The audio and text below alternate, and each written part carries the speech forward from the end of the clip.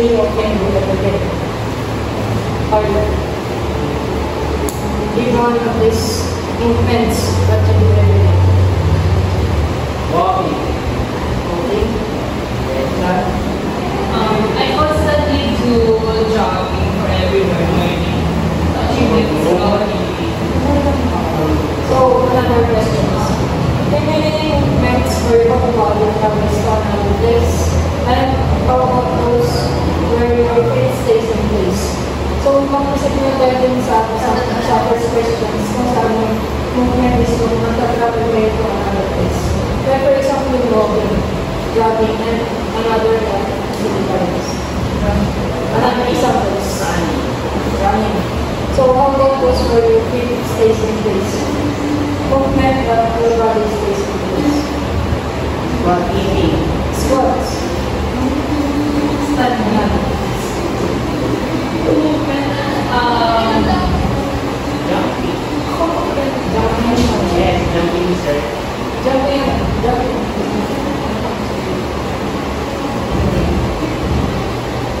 So, get answers. So, today we're going to learn more about these movements. There are called locomotor and non-locomotor movements. So, by the end of this lesson, you not only know what they are about, you also create your own movements.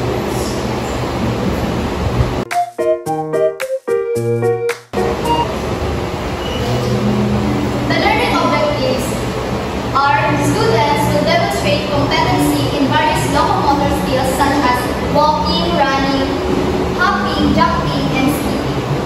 And mastery of non-locomotor skills serves as a foundation for more complex movements required in various sports and physical activities. So, the locomotor and non-locomotor movements are categories of physical activity that may also with physical education and motor skill development. Understanding this movement is essential for various sports, studies, and general physical activities.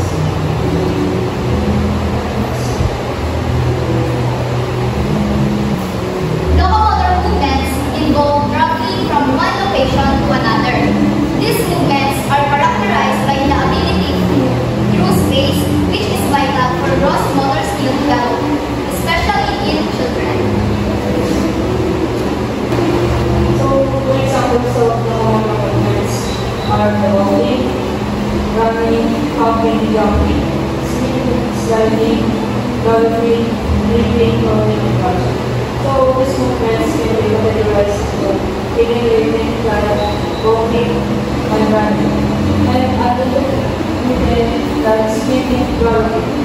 That is with each time having specific applications in sports and recreational activities. Non-locomotor movements, also known as the facial movements, occur without changing the body's position in space. These movements are essential for developing balance, flexibility, and body control.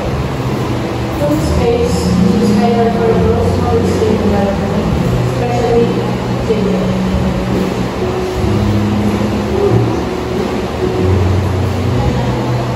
And the examples of non-locomotor movements are bending, stretching, twisting, turning, swinging, swaying, and lifting or raising. These movements often serve as foundational skills that can be combined with locomotor movements to create more complex actions such as in dance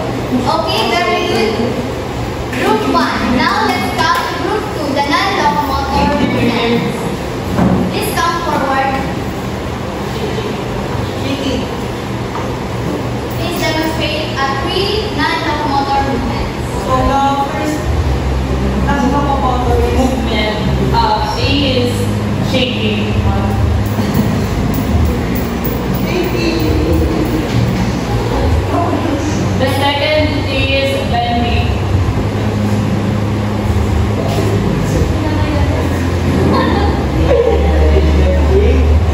The third and last is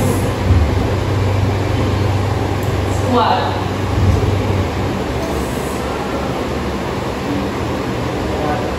Okay, very good children.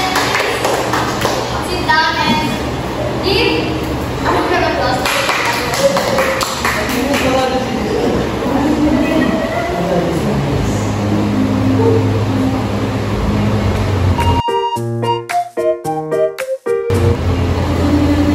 Now, let's practice these movements through stations. Each station focuses on a specific movement.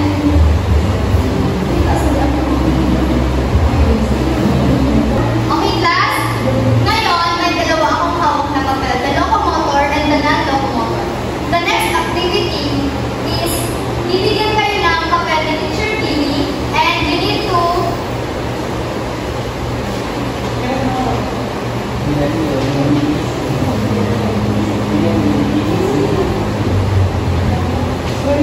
after nyo makuha yung papel, pupuntahan nyo kung saan yan dito nakikita ang mga picture and i-explain nyo sa class kung ano yan and kung bakit yan ay nararapat dito sa dalawang word.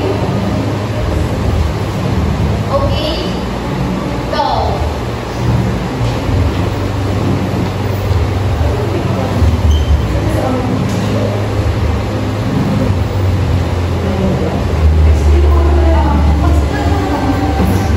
Okay, the first student to explain is General Alfaro. Please come forward and explain to your classmates why this picture is here.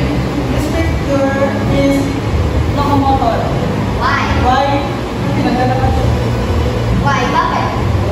Kasi from one place to another place. Okay, please clap your hands, children. Next is Dan. Bakit? Ito mo nilagay ang picture. This picture shows the it's part of the locomotor because just like what he said, it invokes the movement from one place to another. Thank you, Dan. Okay. And the next is the non-locomotor. And the first to explain is Carlo. Explain why. So this picture shows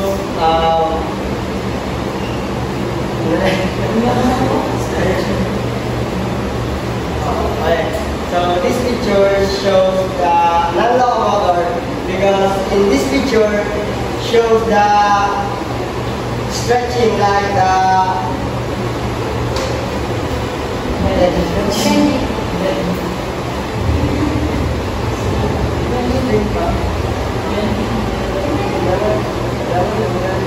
Okay, thank you, Carlo. Next. This picture is non-locomotor. This boy shows the sway movement.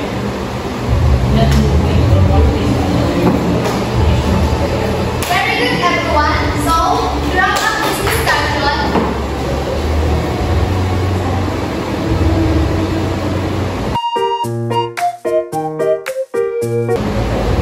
we will now go to the reflection questions. Which movements were the most challenging for you and why? Carlos, which movement? For me, that movement is challenging is non-locomotor Why? because stationary lang siya and universe na hirap kami. Thank you, Carlos. Another answer? Dan? For me, the locomotive movements are the most hard because it takes a lot of movements to take things to another. Like it takes time.